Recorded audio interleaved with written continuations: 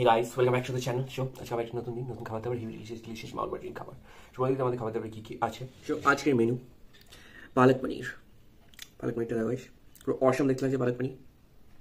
তারপরে একটা শাক পোস্ত, শাক দিয়ে পোস্ত আছে, ছোটো ছোটো চিংড়ি মাছের আর থোড় দিয়ে একটা তরকারি, এটা ডালনা বলতে পারো, চিংড়ি মাছের ডালনা হেভি। আর আছে একটা বড় চিংড়ি মাছ, গলদা চিংড়ির ঝোল, একটা মাছের পেটির ঝোল, আর আছে চাটনি। সো এই হচ্ছে আজকে খাবার দাবার। শুরু করছি। Enjoy the video, like share and subscribe.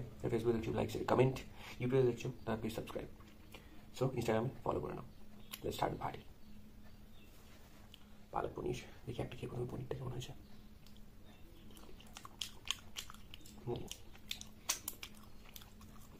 শাক পোস্ত